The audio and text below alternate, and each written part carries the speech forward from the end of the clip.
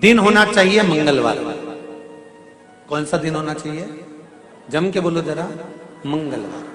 विवाह शादी में देरी हो रही हो, या कोई नया कार्य चालू कर रहे हो उसमें देरी हो रही हो, या कोई सर्विस के लिए नौकरी के लिए जा रहे हो और वो कार्य नहीं हो रहा हो, तो एक धतूरा, केवल एक धतूरा, उस धतूरे को फोड़कर उसके अंदर का फल निकालकर उस फल को शिवलिंग पर चढ़ाकर एक लोटा जल शंकर भगवान को समर्पित कर आइए। दिन होना चाहिए मंगलवार। कौन सा दिन होना चाहिए? जम के बोलो जरा, मंगलवार का समर्पित करो। उसके बाद में आप विवाह के लिए अगर समर्पित करे हैं तो विवाह में देरी नहीं होगी। व्यवसाय और व्यापार के लिए या नौकरी के लिए समर्पित करे हैं तो उसमें देरी नहीं। तुम जिस दिए में भगवान की आरती उतारते हो, जिस दिए से तुम भगवान की पूजन करते हो, उस दिए की बत्ती को नीचे डाल दीजिए और उस दिए को पानी की बाल्टी में धो दीजिए। कौन सी बाल्टी में? जिस बाल्टी के पानी से आप बच्चे को स्नान करा सको। मारा केवल भगवान पर से ले जाकर, पास में से ले जाकर उस बाल्टी में थोड़ी देर डाल दो और उस बाल्टी के पानी से उस बच्चे को स्नान करा दीजिए। 15 से 20 मिनट, आधा घंटा लगेगा, बच्चे का बुखार पूरा उतर जाएगा। इतना विधान है दीप का। जब आप पशुपति व्रत कर रहे हो या कोई नियम धारण कर रहे हो या कोई आपने नियम उठा रखा है और वो कार्य आपका हो ही नहीं रहा, आपने 2 बार पशुपति व्रत कर लिए, आपने ये कर लिया, आपने प्रदोष कर लिया, आपने सोमवार कर लिया, आपने सारे अनुष्ठान कर लिए, बहुत सारे उपाय भी करे तो भी नहीं हो रहा है, तो इस बीच वाली पत्ती पर शहद लगाकर बाबा का जो शिवलिंग है उस शिवलिंग को इसको छुआ दीजिए या उससे चिपका दीजिए और उस पर अपनी हथेली रखकर कामना कर कर वापिस घर को आ जाइए। बाबा आपकी वो मुराद शीघ्र 3 महीने के अंदर पूरा कर ही देता है। ये पक्ष। तो 3 नियम अपनी जिंदगी में धारण कर लें। अगर ठेला लगा रहे हैं रोड पर, अगर आपके पास में कोई व्यापार नहीं, कोई दुकान नहीं, कोई सर्विस नहीं, कोई नौकरी नहीं, 3 नियम जिंदगी में। पहला, एक बार जिंदगी में पशुपति व्रत अवश्य करो। दूसरा, प्रत्येक प्रदोष एक शंकर जी के मंदिर में दिया और एक अपने घर के दरवाजे पर दिया अवश्य लगाओ, प्रत्येक प्रदोष। और तीसरा नियम बना लो, शिवरात्रि महीने की आती है, हर महीने की शिवरात्रि में शंकर जी के मंदिर पर दिया, बेलपत्री के वृक्ष के नीचे दिया, आंवले के वृक्ष के नीचे दिया और अपने घर के दरवाजे पर दिया। ये 4 स्थान पर दिया। प्रत्येक महीने की शिवरात्रि पर लगाना प्रारंभ करो। 4-5 शिवरात्रि निकलेगी, बाबा इशारा कर देगा और तेरी नैया पार। शिवलिंग है, जलाधारी है, पार्वती जी की मूर्त है, गणेश जी की भी मूर्ति है, कार्तिकेय जी की भी मूर्ति है, नंदी की भी मूर्ति है। तो किसी ने कहा कि गुरुजी हम जब शंकर जी को जल चढ़ाते हैं तो पार्वती जी को, गणेश जी को, कार्तिकेय जी को, नंदी को, सबको जल चढ़ाना चाहिए। शिव महापुराण की कथा कहती है केवल शिवलिंग पर आपने जो जल समर्पित करा है वो जल पार्वती जी को भी मिल गया, गणेश जी को भी मिल गया, कार्तिकेय जी को भी मिल गया। उसके सिवाय तुम्हें ये नहीं कि यहां भी जल चढ़ाओ वहां भी जल चढ़ाओ, ना, केवल शंकर जी पे तुमने जल चढ़ा दिया, शिव पिंडी पर जल चढ़ा दिया, वो जल तुम्हें शंकर भगवान का चढ़ा हुआ जल सबको प्राप्त हो गया। अब उसमें तुम्हें ये नहीं सोचना कि मैंने पार्वती जी को तो स्नान कराया ही नहीं, मैंने गणेश जी को तो स्नान कराया ही नहीं, मैंने कार्तिकेय को तो स्नान कराया ही नहीं, ना ना ना। आज पंजाब की इस पवित्र भूमि पर अगर ये प्रसंग निकला है तो इसको आप अगर सुनेंगे तो आपका जीवन सार्थक होगा। शिव जी को 5 तरह से जल चढ़ाने का तरीका है। जैसे पंचामृत होता है, दूध, दही, शहद, घी, शक्कर, ये सब पंचामृत के अंतर्गत आते हैं, उसी तरह शंकर जी को 5 तरह से जल चढ़ाने का क्रम वर्णित किया गया। अब उसको समझेंगे, बहुत सावधानी से समझिएगा। पहला, जल लेकर आए, सीधे डायरेक्ट शंकर भगवान के शिवलिंग पर चढ़ा दिया, ये प्रथम जल का चढ़ाने का तरीका। दूसरा, जहां से पानी बहकर जाता है जहां से जल बहकर जा रहा है, उसके ठीक विपरीत जल उत्तर में जा रहा है, आप दक्षिण में खड़े होंगे और दक्षिण में खड़े होकर उत्तर की ओर मुख करेंगे और शिव जी को जल समर्पित करेंगे। ये रोग मुक्ति करने वाला है और हमारे रोग पर हमें विजय प्रदान करने वाला है। ये जल चढ़ाने का था। एक सीधे मंदिर में गए, लोटा भरकर जल उठाया, शिव जी को चढ़ा दिया। दूसरा जल जहां से पानी बहता है, शिव जी का चढ़ा हुआ जल जहां से बहकर जाता है, उसके ठीक विपरीत में शिव जी का जल इधर जा रहा है तो तुम यहां खड़े हो, तुम यहां बैठो, यहां मत बैठना, यहां मत बैठना, इधर बैठो। अगर रोग का निवारण है तो यहां बैठकर। तीसरा, अशोक सुंदरी से जल चढ़ाते चढ़ाते शिवलिंग तक लेकर जाना और शंकर भगवान के शिवलिंग पर पूर्ण जल समर्पित करना। यह तीसरा तरीका, यह कार्य की सिद्धता के लिए। हम जब किसी से आस ना लगाकर परमात्मा से विनती करते हैं तो वो विनती करने का तरीका तीसरा।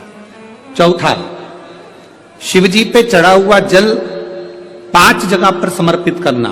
गणेश जी, कार्तिकेय, अशोक सुंदरी, शिवलिंग और जलाधारी, ये चौथा क्रम है। और 5वां जल समर्पित करना,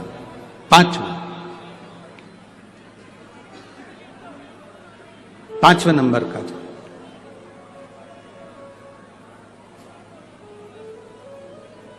शिव जी को 5वें नंबर का जो जल आता है, जो जलाधारी है, ऊपर जिसमें पानी भरा रहता है और नीचे एक एक बूंद टपकता रहता है, जलाधारी में जल समर्पित कर कर उसी जल को बचाकर अशोक सुंदरी वाली जगह पर थोड़ा सा चढ़ाकर उसी में से जल शिवलिंग पर जब हम समर्पित करते हैं तो हम जिस कार्य के लिए जा रहे हैं वो कार्य सफल हो।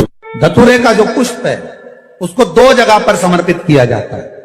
अशोक सुंदरी के स्थान पर जो खिला हुआ भाग है उसको इस तरह से रखते हैं कि शिवलिंग की ओर उसका खिला भाग जाए, और डंडी का भाग इधर गणेश जी, कार्तिकेय जी और 33 कोटि जो देवी देवता हैं उस ओर उसका भाग जाए। एक दूसरा, शिवलिंग पर जब हम धतूरे का पुष्प समर्पित करते हैं तो उस फूल का खिला हुआ जो भाग होता है उसका मुख हमारी ओर होना चाहिए। बहुत अंतर है महाराज। कनेर का पुष्प इससे विपरीत में चलता है।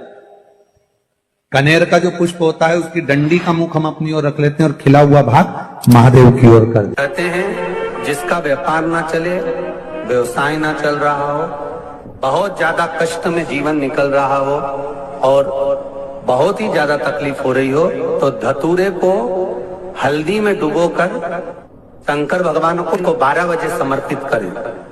उस धतूरे को वापस उठा लाएं 5-10 मिनट के बाद, श्री शिवाय नमस्तुभ्यम बोलकर लाल कपड़े में उसको बांधकर व्यापार वाली जगह में कहीं पर भी उसको बांध दिया जाए। व्यापार पीछे नहीं हटता, व्यापार अग्रण्य भाव में बढ़ता चले जाता है। महाराज, हल्दी में डुबोना पड़ता है। जलाधारी, अशोक सुंदरी वाला स्थान, ये जो जलाधारी है, बेटियों के स्थान से जलाधारी तक जो कनेर के माला बनाकर स्पर्श कर कर लगा देता है, शिवरात्रि के दिन प्रदोष काल के समय पर उस पति पत्नी में कितना भी झगड़ा हो रहा हो, आपस में प्रेम बनना प्रारंभ हो जाता है। अदालत का केस धीरे धीरे समाप्त हो। ये भी अलग अलग होते हैं।